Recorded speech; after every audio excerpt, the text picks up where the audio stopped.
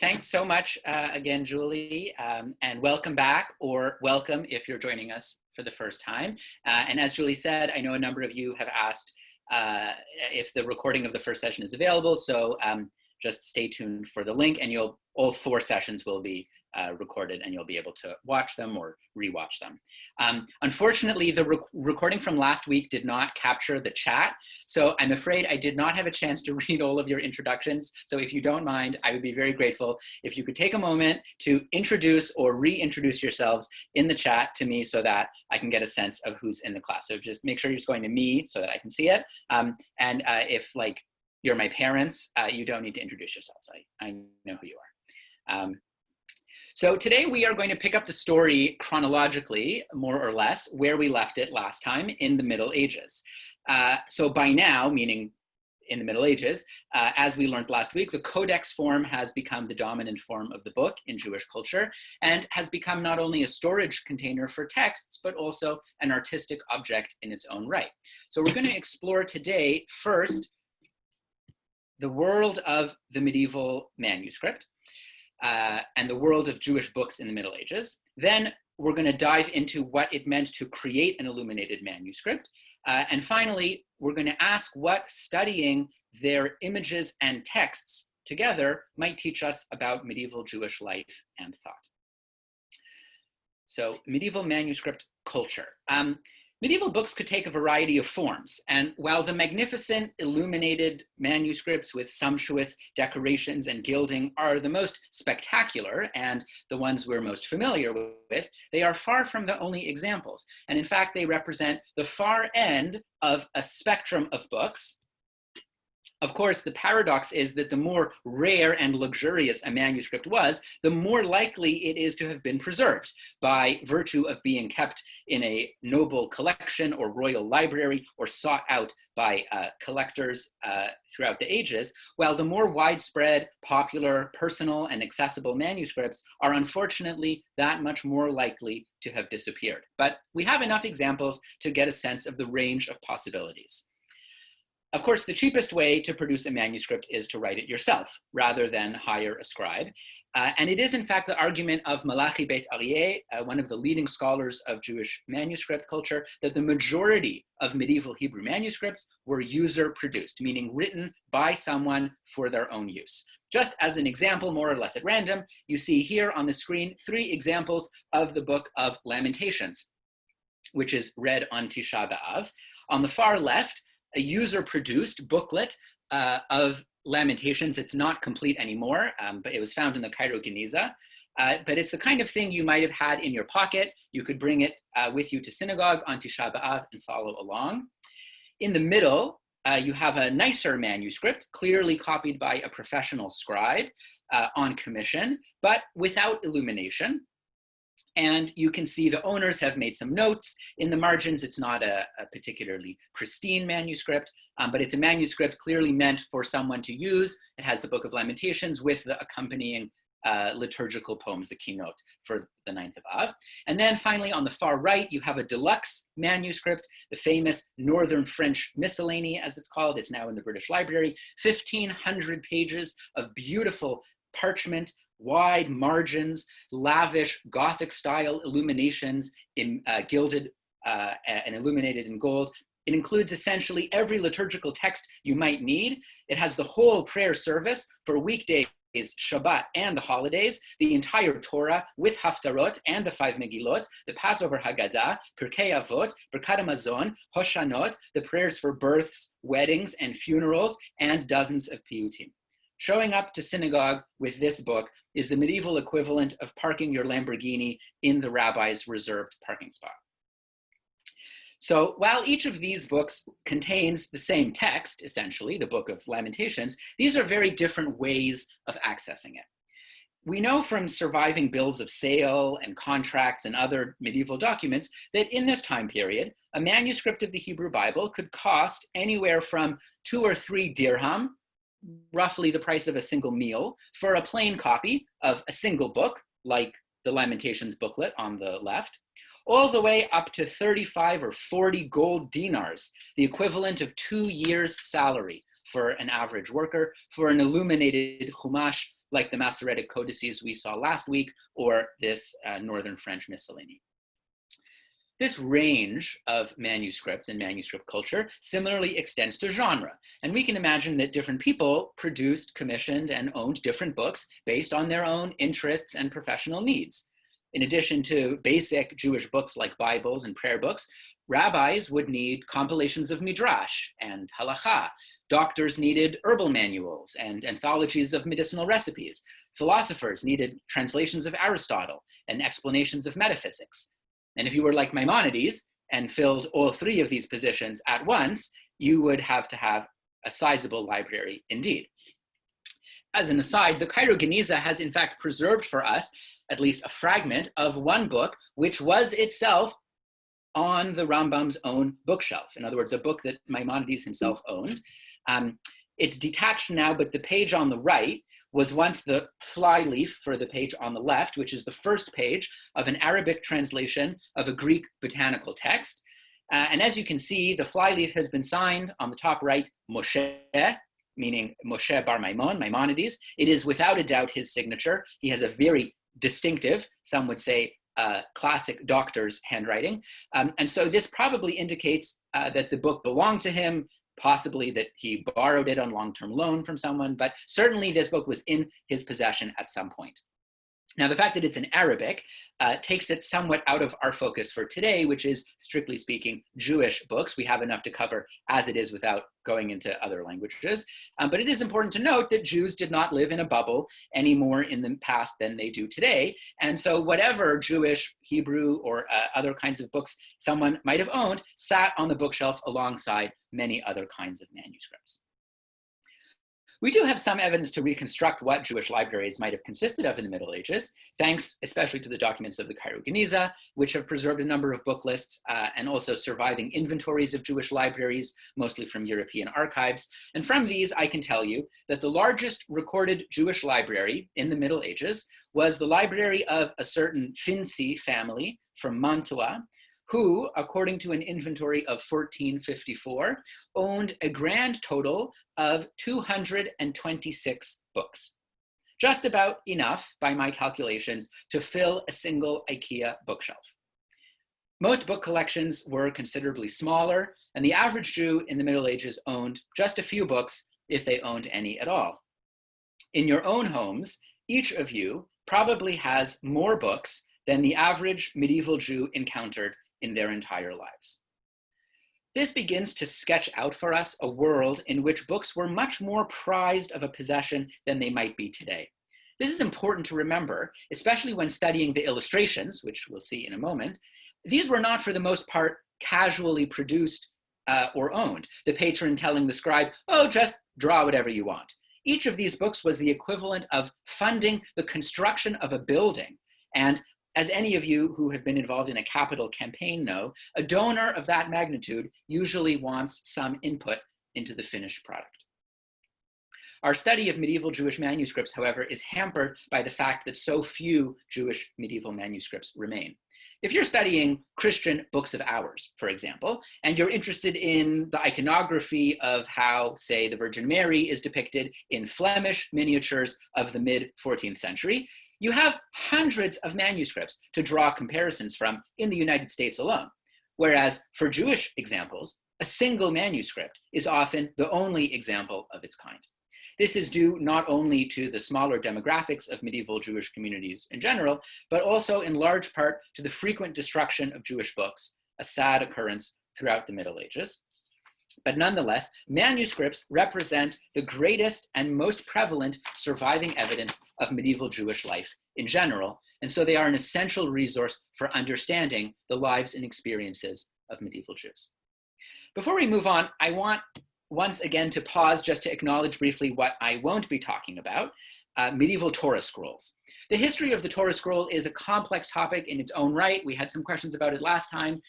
We probably won't have time to get to more of them today, but it's still vastly under-researched. I'm showing you here just two examples of the oldest. These are the oldest complete medieval Torah scrolls. As it happens, they're both now in Italy. The one on the left is an Ashkenazi scroll from the mid-13th century, still used, as you see to this day, in the synagogue in Biella in northern Italy.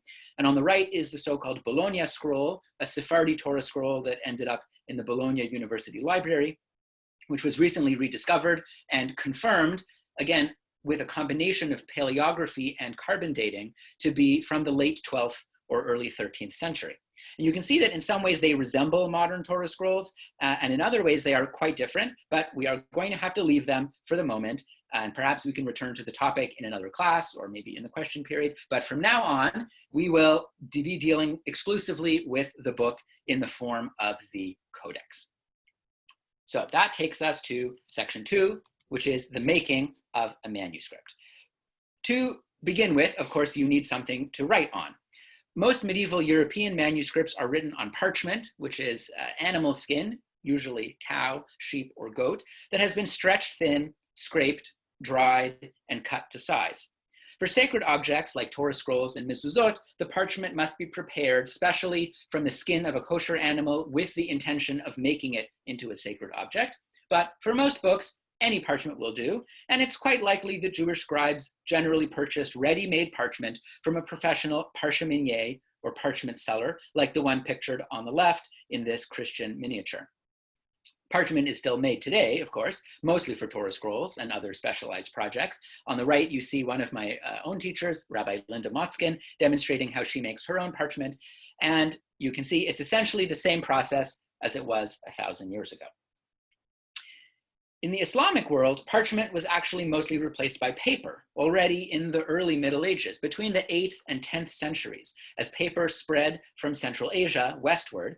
And this medieval paper was not made from tree pulp, as it is today, but from plant fibers, linen, hemp, or mulberry, and it was actually often made from recycled cloth, so it's sometimes known as rag paper. This paper is very sturdy and relatively easy to produce in large quantities. And from the 11th century onward, most Jewish manuscripts from North Africa and the Middle East are on paper. Papermaking eventually spread to Europe, first to Islamic Spain, and then eastward and northward. And by the 15th century, only about half of European Jewish manuscripts were still being written on parchment, and the other half in the 15th century were written on paper. So, once you had what book historians call your writing support, meaning what you write the book on, then you had to write it. This was the job of the scribe, again, who was often but not always a professional scribe. You could copy the book from another text, you could take dictation, or of course you could compose a book yourself. Depending on the length of the book and the complexity of the text, writing the book out could take anywhere from a few weeks to up to a year or even more. Unlike in Christian communities, however, it does not seem that Jewish books were copied en masse in scriptoria, teams of scribes working together like we often imagine when we think of the Middle Ages. But Jewish manuscripts were generally copied one by one at the request of a particular patron. There are 2 points that I would like to make about these images of Jewish scribes. First, note the posture. European scribes, like the fellow you see in the middle, both Jewish and non-Jewish, generally wrote while sitting at a desk or at an angled table.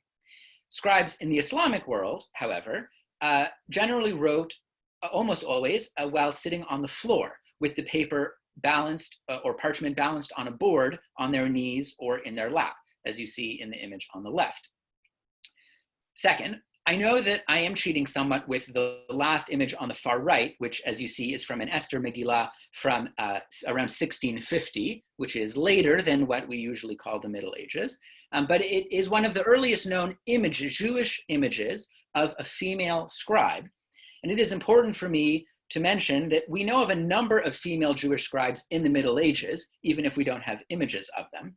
On the bottom left, you see the colophon. This is a scribal signature called a colophon of a woman named Paula, herself daughter of a scribe, as she says, Paula bat Avraham HaSofer. She copied several Hebrew manuscripts in Rome between 1290 and 1310. We also know of female scribes in Ashkenaz in the 14th and 15th centuries, and remarkably, a female scribe named Miriam bat Benayah in Yemen, who copied at least one manuscript of the Torah around 1475. Like Paula, Miriam came from a scribal family. Not only her father, but also her three brothers and at least two of her nephews were all scribes. Her one surviving manuscript was seen in the 19th century by a German traveler who recorded the colophon as saying, quote, "Do not blame me if you find any errors in this book, since I copied it while I was a nursing mother." The location of her manuscript, unfortunately, is currently unknown. It was last believed to be in England in the 1950s, but it has since disappeared. So again, if you see a 15th century Yemenite codex floating around with a signature from a female scribe, keep your eyes peeled and please alert the authorities. After the copying was complete, some manuscripts were finished and handed off to the patron, but for luxury manuscripts, the next step was decoration and illumination. To my knowledge, there are no surviving Jewish images of an illuminator at work, but the process was likely pretty similar to non-Jewish illuminators, such as the ones pictured here. Paints were mixed from a variety of minerals and plants and bound with egg or gum arabic.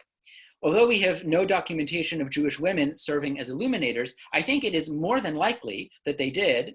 And in fact, given that illumination did not even require the knowledge of Hebrew, as copying did, and given that almost no Hebrew manuscripts are actually signed by the illuminator at all, in total, I think we have no more than a dozen names of medieval Jewish illuminators out of the thousands of surviving illuminated Jewish manuscripts. So it is almost certain that there are female illuminators among them, and probably, I would argue, more than there are female scribes.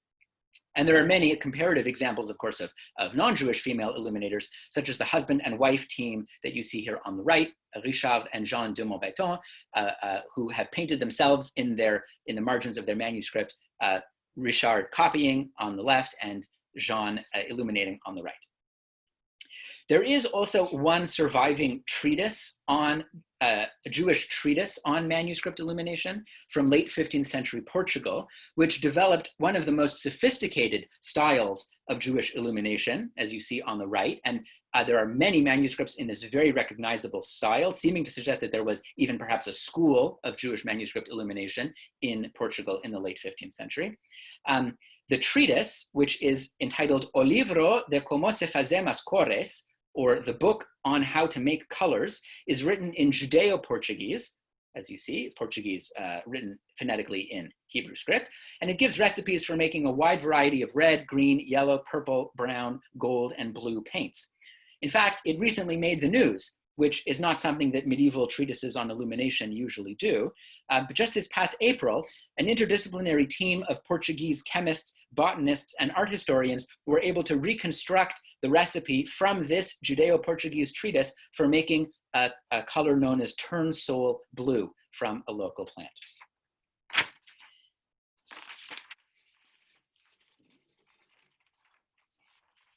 Now we're going to do my page shuffle here. Despite these studies, unfortunately, we still know almost nothing about the historical process, training, and choices of medieval Jewish illuminators. As Mark Michael Epstein, one of the leading scholars on Jewish manuscript illumination, writes in his book, which again will be in the bibliography, Skies of Parchment, Seas of Ink, Jewish Manuscript Illumination. He writes, quote, "It is ironic that the illuminations are what tend to pique our interest most, when the most basic and crucial facts about their illuminators are the least well-known or understood of all aspects of medieval manuscript creation." In general, we know that the illustrations were sketched out, first in lead pencil or light brown ink, then the areas to be gilded were filled in with color. This reconstruction was done by contemporary master illuminator Barbara Wolf, and she actually has a number of films on her website if you're interested in watching her work, so you can go to artofbarbarawolf.com. But how did the illuminators decide what to illustrate, and how? Did they work alongside their non-Jewish counterparts? How were they trained? How closely did they work with the scribes who wrote their manuscripts and the patrons who commissioned them? All these questions, for now, must remain unanswered. The illuminators aren't talking. All we have are the manuscripts themselves. So then, what do these illuminated manuscripts tell us? Let's start with some vocabulary. There are a lot of different ways a manuscript can be decorated. Strictly speaking, it is only illuminated if it has gold or silver leaf applied to the page, which reflects the light when you open it and hence illuminates it. The terms illumination and illustration are also sometimes used to refer to miniature figures or images used in the decoration. The decoration often appears in the margins or edges of the page, but can also appear in headings, inserts, insets, and even inside the letters themselves. Now, in the past, art historians used to assume that Jewish society was inherently opposed to visual art. Less kind art historians would say incapable of sophisticated visual art. So real Jewish art was assumed to be aniconic, meaning totally non-figural. Thus, the most Jewish of all Jewish art, it was said, was micrography, an art that's really not an art, but just designs made out of words, a textual art. How Jewish is that? Similarly, the depiction of creation that you see on the left from the Sarajevo Haggadah was seen as a quintessentially Jewish attitude. No creator, just an implicit and invisible divine presence acting on the abstract shapes of the world. The Sarajevo Haggadah, by the way, is often considered the beginning of modern Jewish art history. It was the first Jewish manuscript to receive its own full-length study when it was published in facsimile in 1898 with an accompanying essay by David Kaufmann, Zur Geschichte der jüdischen Handschriften Illustration, on the history of Jewish manuscript illustration. So total aniconicism is documented, but these are far from the only types of decoration we see in Jewish manuscripts. Some manuscripts seem to present a form of what we might call partial aniconism, where people are depicted, but with a variety of strategies to avoid or alter the human form.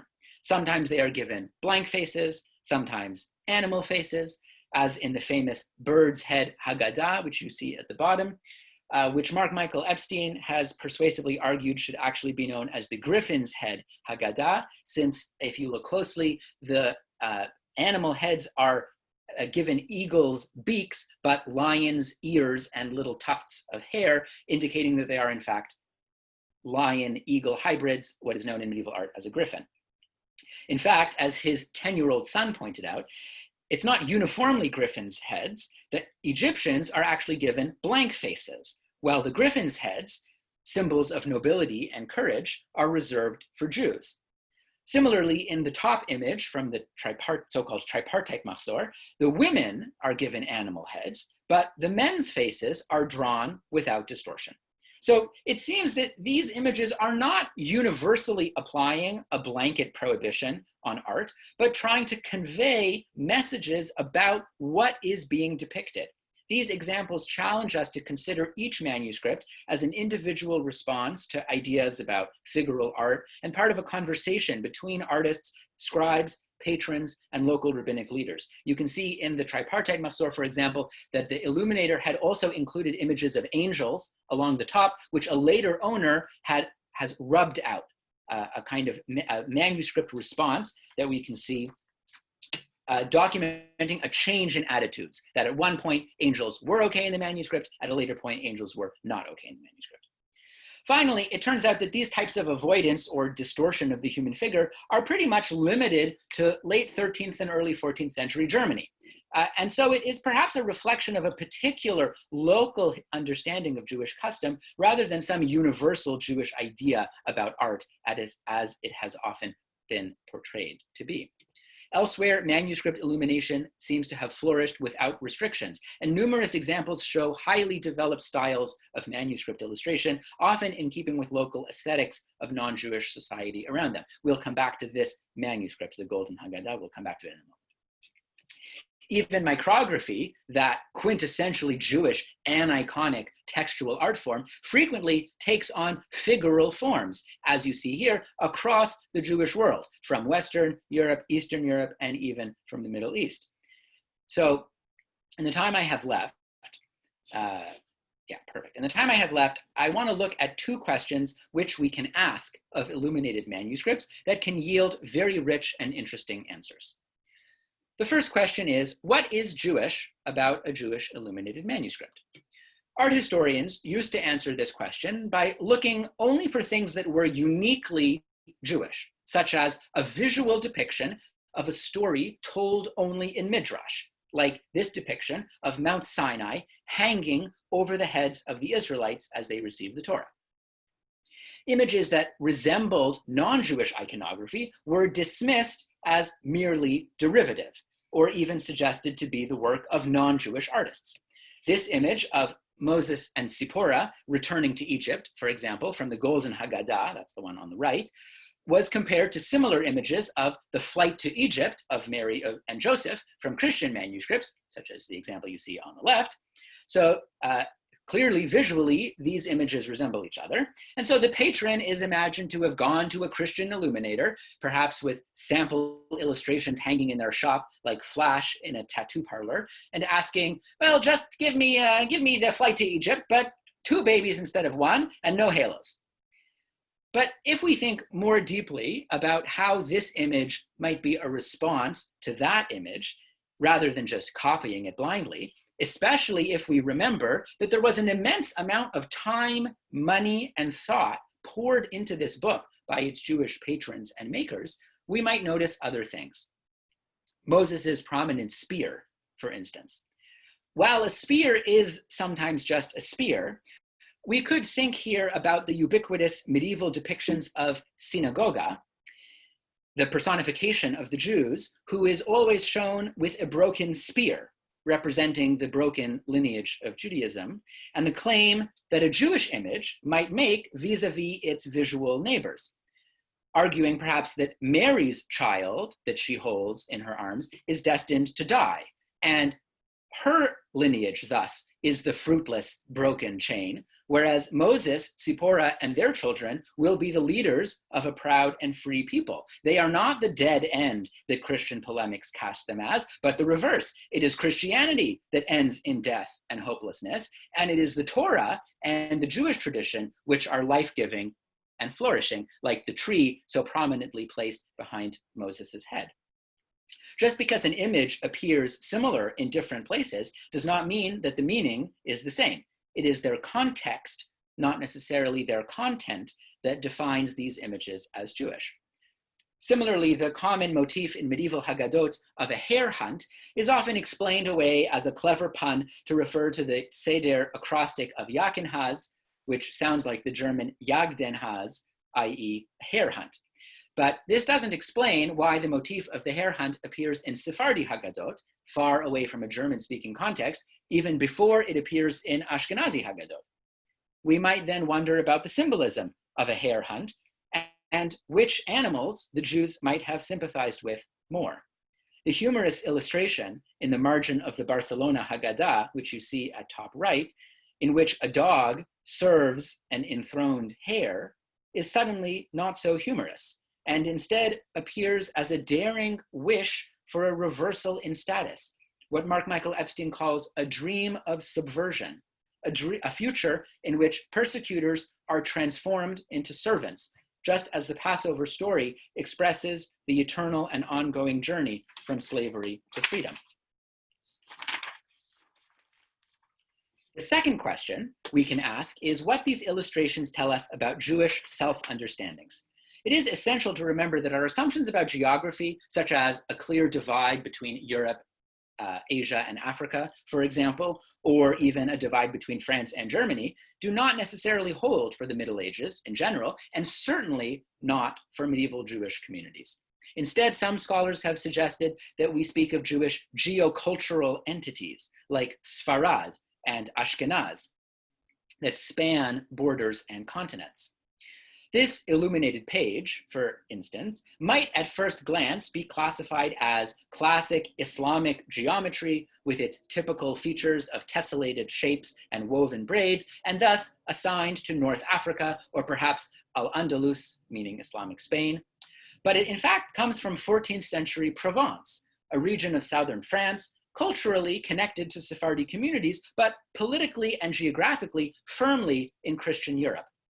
This pushes us to rethink our assumptions of the boundaries between so-called Oriental and European art, we might wonder where the makers of this book really saw themselves and to what cultural expressions they felt most drawn. As a final example, I will conclude with this stunning and perplexing image, the frontispiece for the Book of Numbers from the manuscript now known as the Duke of Sussex's German Pentateuch in the British Library. The central word, Vaidaber, and God spoke, is surrounded by 4 armored warriors defending the word against menacing dragons and monsters. If we think of the content of Numbers describing the Israelites in the wilderness, we might understand this central panel as representing the tabernacle, with God's words at the center, just as the Holy Ark was at the center of the Israelite camp in the desert. The 4 knights then would represent the 12 tribes, arranged in 4 groups, exactly as described, in fact, in the 2nd chapter of the book of Numbers, each group led by one tribe with their standard, degel, or flag. Judah, Issachar, and Zvulun to the east, here at the top, with the lion of Judah as their standard. To the south, Reuven, Shimon, and Gad, led by the eagle. To the west, Ephraim, Menashe, and Binyamin, led by the calf. And to the north, Dan, with its snake, alongside Asher and Naphtali. Now, I doubt that many Jews in 14th century Germany had any experience fighting in armor. This is an imagined self-depiction, with Jews taking on the identity of what is valorized around them and casting themselves in the part of the real heroes. And although they are dressed as knights, they hold no weapons, just the banners of their tribe. As one scholar, Ivan Marcus, writes, these images, quote, portray Jews as knights of the God of Israel, in contrast to the Christian knights who fight for a worthless goal. And who are the monsters that these non-violent Jewish knights are fighting? Take a close look at their heads. The one at the top right has a pointed turban called a Phrygian cap, a medieval trope for the depiction of people from Asia and the Middle East. The one at top left has dark skin and short hair representing Africa, and the bottom monsters are clearly Europeans. In other words, the nations of the world. I think this image is very clearly not just an illustration for Numbers, but actually a kind of cosmological diagram, a mapping of the world, of how this Jewish artist saw it around them. In the face of anti-Semitic violence, expulsions, and widespread denunciation of Jews as monsters, this artist asserted that they were the Israelites in the wilderness, guarding the divine truth at the center of the world like knights in shining armor. Thank you so much for your attention. I'm going to stop there and hopefully have time to answer some questions. And there is so much more to say about medieval Jewish manuscript art. This is really just a teaser. And as I mentioned, there is a full bibliography coming at the end of the course with suggestions for further reading. So stay tuned for that. And I'm going to now open the chat and see what questions you might have here, if I can.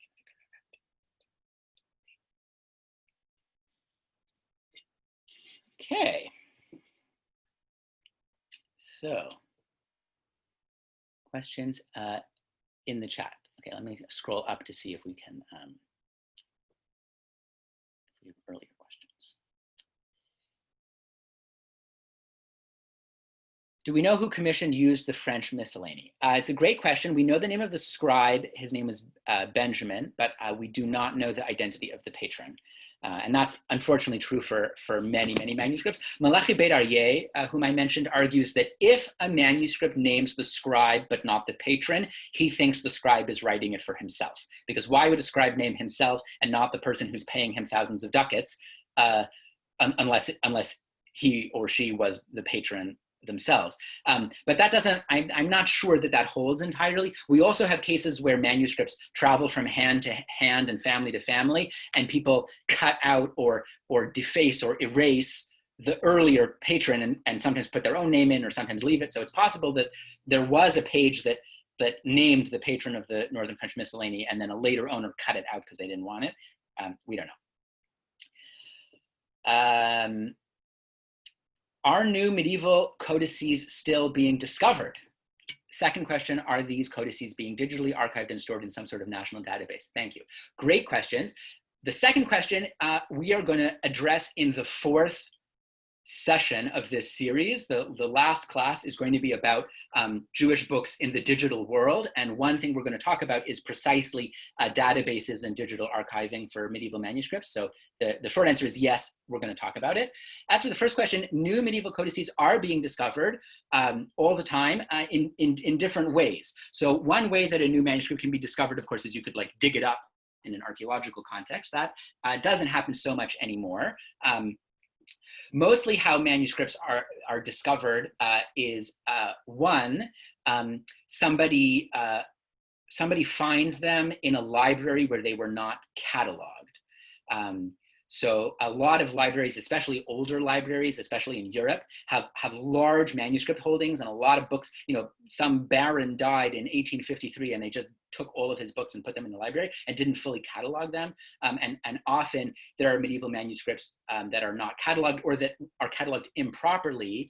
And nobody really knows what they are, especially when librarians don't have training in Jewish manuscripts. So the best example, even though it's not a book, is the Bologna Torah scroll, which we saw at the very beginning, which is like the oldest complete medieval Torah scroll.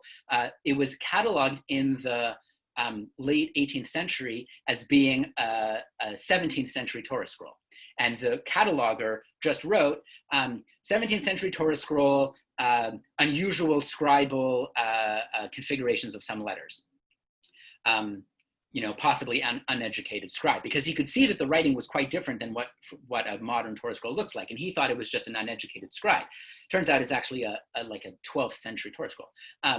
But it just, nobody looked at it because it's like the University of Bologna, and it was didn't look very interesting from the catalog description. So for hundreds of years, it just sat there. And then just maybe five or 6 years ago, an Italian scholar named Mauro Perani, who's a medieval codicologist, was working in the Bologna University Library, and he pulled this scroll and looked at it and realized immediately that it was not a 17th century scroll, but it was a medieval scroll, and then sort of rediscovered the Bologna Torah scroll. The last way that medieval manuscript pieces are being discovered is that very frequently in the early modern period, medieval manuscripts were cut up and the parchment was reused to wrap other more important printed books, just like the way that you might wrap something in newspaper or magazine pages.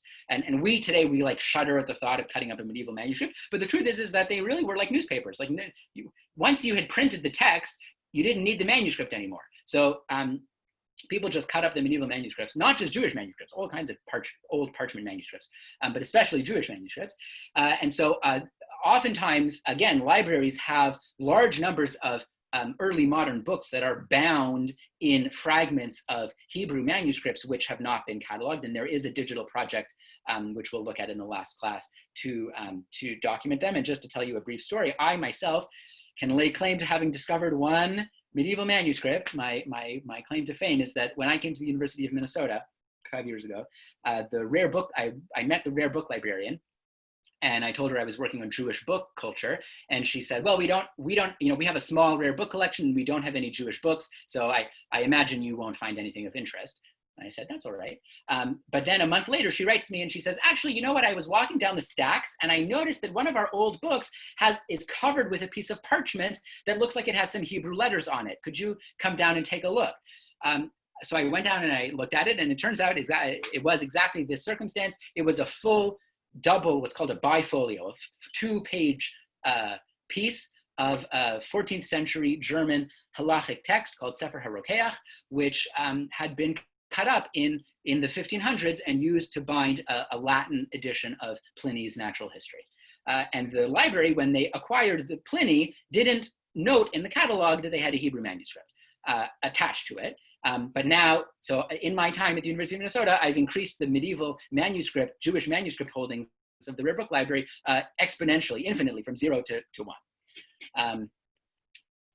Lots more great questions here. The last elimination reminds me of Arthur Szyk. Yeah, great eye.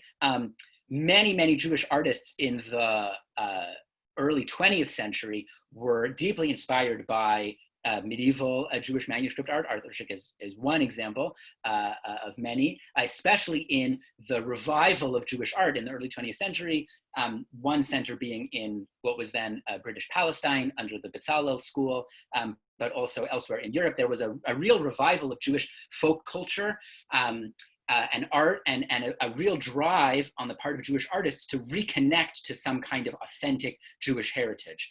And one of the sources that they turned to was medieval manuscripts. So that's where a lot of that comes from.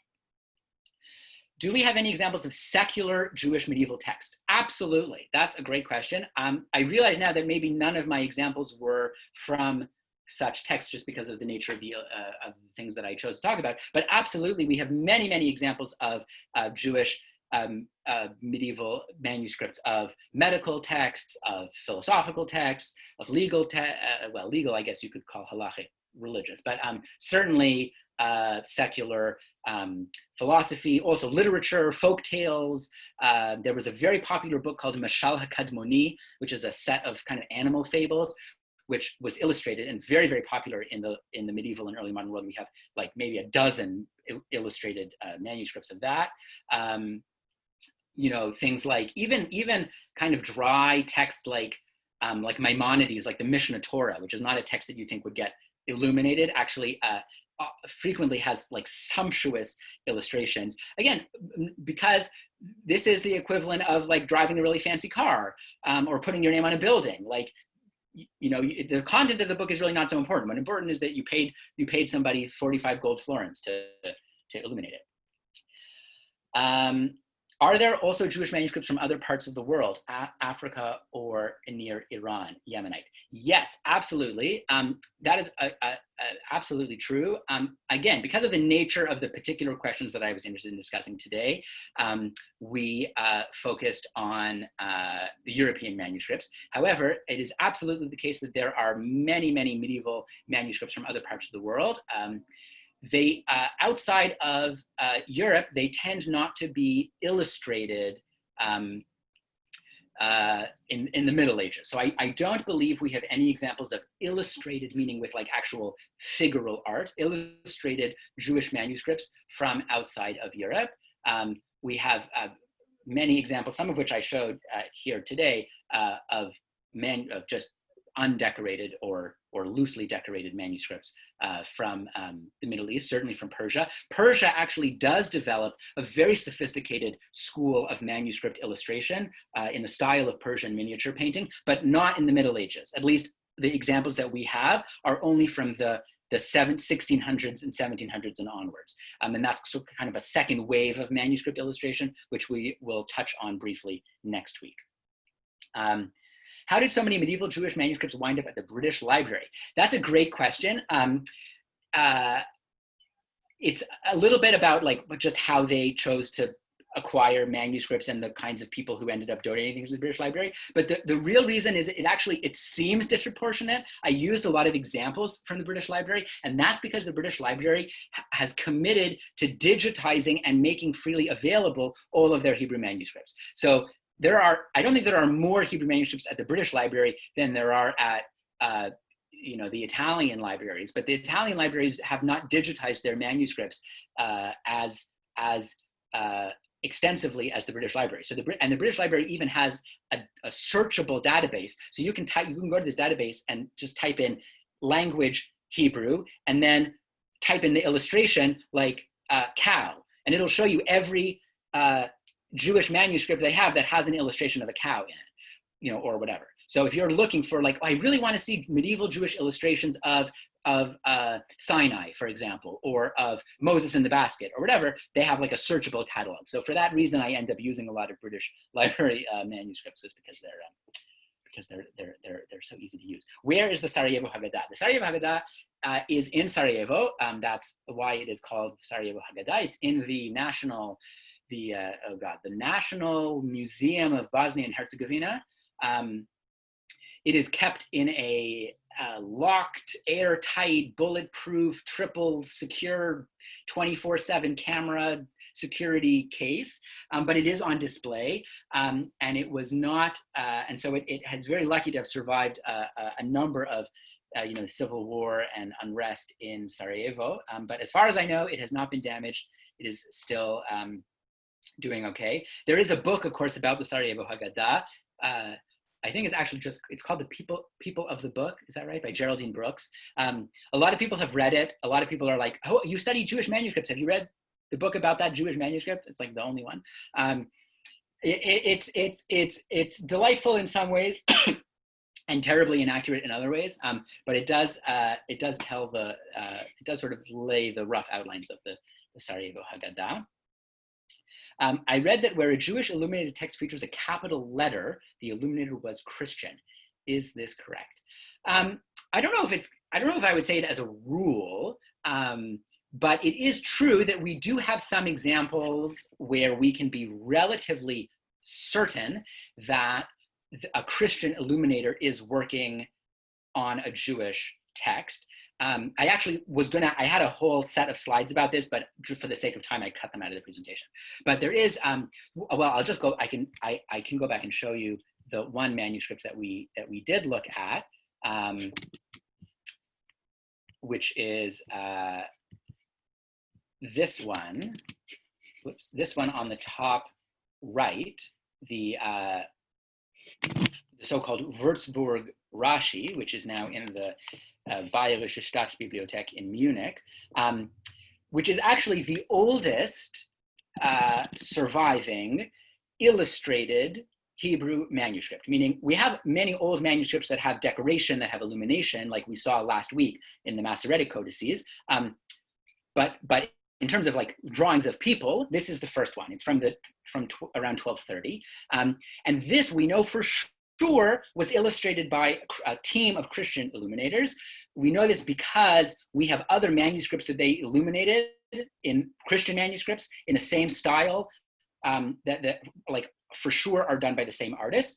But most importantly, we know this because not on this page, but on other pages, we can actually see that maybe the scribe or the patron, someone has written out for the illuminators in Latin what to draw in each of the little boxes. The scribe wrote the whole text and left the boxes blank. And then beside the box, the scribe actually drew the Hebrew letters, right? You see it says, like here it says Vaidaber. So they drew the Hebrew letters in pencil for the illuminator to copy. And then they wrote in Latin, so like Pharaoh's dream, or Jacob meeting Esau, or the Israelites. And so we know that it's a Christian illuminator in Latin reading that. And in some cases, they drew something by mistake, like they drew faces originally. And it seems like at some point, the patron or the scribe or somebody said to them, we don't want any faces in the manuscript. And then they scraped the faces off.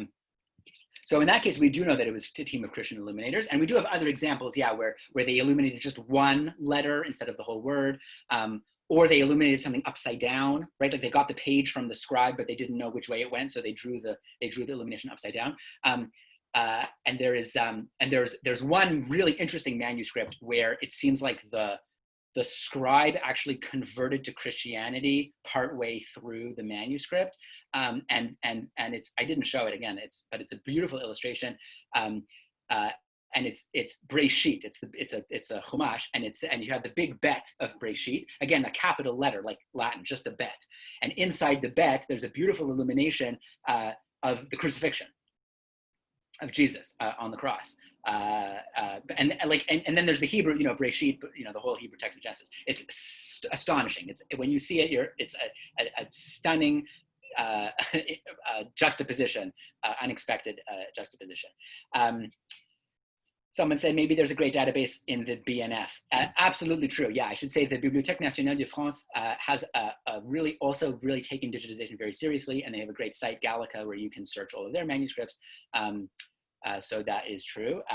Tell the story of how I found the manuscript of the Tashbetz. Oh, that's true. That's a good. I did find one other Jewish manuscript. It's not medieval. That's why I didn't think of it.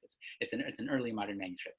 But for my dissertation, there is one book that I was writing about, which was printed from a manuscript. Actually, you know what? I'm going to save this story for next week because we're going to talk about printing next week. So I'm going to save the story for next week because we're going to talk about moving from manuscript to print. That's going to be for next week. Is the Haggadah the most commonly illustrated Jewish text? I don't have the numbers off the top of my head. My gut instinct is to say yes. Certainly it's the most commonly, I want to say it's the most commonly printed Jewish text. Like we have the most number of separate editions of the Haggadah. Yeah, my gut instinct would be to say it's probably the top 3 most commonly illustrated Jewish texts. I mean, for a combination of reasons. It's short, so it's the kind of thing that you can commission not at a huge price. It's not like the whole Torah or the Maimonides or something like that. It's an evocative story. There's lots to illustrate. You could, the plagues and Moses and lots of exciting things to draw. And it is explicitly pedagogical, right? The whole point of the Haggadah and the Seder is to tell the story and engage the children. And so we, even already in the Middle Ages, we know that people were using illustrated manuscripts as a way of making the story more vivid, and you can follow along. Even if you can't read, you can follow along in the pictures. You can see what's happening. It's a way of making the story come to life. That relates to something that is one of the most basic features of medieval illumination in general, Jewish and non-Jewish, which we could call presentism, which is to say that characters are always, more or less, almost always, let's say, illustrated as if they are living in the present, even when the scribes and illustrators knew that the story was happening somewhere far away. In other words, when scribes are illustrating the story of Esther, for example, they know that the story of Esther occurred in Persia, which is very far away if you're living in France or Germany, and they know that it happened a very long time ago. But, excuse me, if you're living in 14th century France, when you draw Esther and King Ahasuerus, you draw them as if King Ahasuerus is a 14th century French king, and Esther is a 14th century French woman. And the clothes that they wear, the architectural furnishings, the style of the throne and the crown and all of that, you draw that as if it's happening in your time and place, which works especially well for things like the Haggadah, but I think for Jewish narratives in general, in which you're encouraged to see the story as happening in your own life. That leads to a tension, though, like a methodological tension, which is that some people want to say, oh, this is amazing that we can use these illustrated manuscripts to reconstruct what Jewish life in the Middle Ages looked like, because we actually don't have, other than medieval manuscripts, the number of surviving things that we have from medieval Jewish history, like you could count on one hand. Like we have like a few fragments of architectural synagogue furnishings. We have like 1 or 2 Chanukiot, which like may or may not even be medieval. We have like a Seder plate, which might be a forgery. We have like a few assorted hoards of jewelry, like some rings and other things. But that's really it. I mean, we don't have a lot of medieval Jewish stuff. So if we want to know what medieval Jewish life looked like, we think, oh, these illustrations, we have hundreds of illustrations of people doing all kinds of different things. On the other hand, these are all imaginary depictions. These are all carefully crafted images that are designed to tell some kind of message, not necessarily a one-to-one depiction of what their lives around them look like, right? Like if we look at the Duke of Sussex German Pentateuch, right? I don't think Jews, for the most part, in 14th century Germany, actually dressed in coats of mail and looked like knights. I think they wanted to say something about what they saw when they imagined themselves looking like knights. I don't think they actually looked like knights. Certainly the bird's head Haggadah, right? Medieval Jews didn't actually have birds' heads or griffins' heads. So you have to say, okay, it's not a photograph. It's not a one-to-one, relation. We have to think about what the manuscripts are trying to convey. So they do convey historical information, but they also convey, ideological information. Were literacy rates in Jewish communities in the Middle Ages comparable to literacy rates in non-Jewish communities? Again, we talked a little bit about literacy last week. It's a super difficult thing to kind of put your finger down and get numbers on. We don't really know. Generally the kind of received wisdom is that, like, yes, Jews were more literate. Jews always are and always have been more literate than everybody else. I'm not sure that that's always the case. And again, as I said last week, we have to think about literacy, first of all, as a spectrum that, where there's functional literacy, right? Like, even if you're able to, write your name and sign a business contract and, exchange memos, you might not be able to read Maimonides. So are you literate or are you not literate? It depends. Also it very much depends on context. Like, men are generally more literate than women. Upper class is generally more literate than lower class. People in big cities are generally more literate than people in rural areas. So, you have to kind of triangulate all that information. And the last question, which I'll answer, is, are any of the illustrations anti-Semitic? So this is a great question, and this relates to the question of, were the illuminators Christians? Assuming, let's say for the moment, that Jewish illuminators are not going to draw anti-Jewish, like they're not going to draw against themselves. Like, let's assume that if there are anti-Semitic images, they were drawn by Christian illuminators. Unfortunately, we can't answer the question of whether there were large amounts of Jewish manuscripts that were illuminated by Christians or not. Some scholars have argued that there are anti-Semitic depictions of Jews that find their way into Jewish manuscripts. Things like birds' heads, that sort of make, some scholars have suggested, like, make a mockery of Jewish figural depictions. Other scholars have pushed back on that and said, that doesn't really hold up.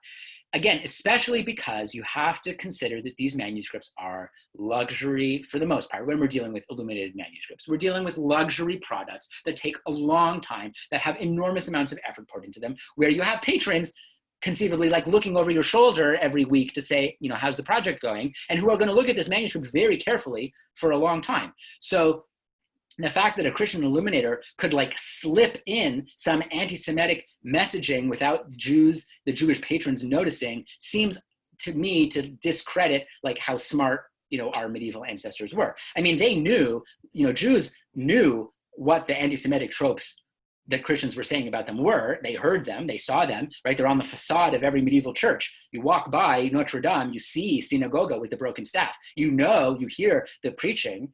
You know that they're talking about Jews as the dead end and the blind, fossils of history. So it makes much more sense to imagine that in their manuscripts, they're responding to those tropes in their own way, rather than passively or even unconsciously perpetuating them. That to me, that argument makes the most sense. So that's sort of where I end up. Okay, so we're going to wrap it up there. Thank you all so much for another great class.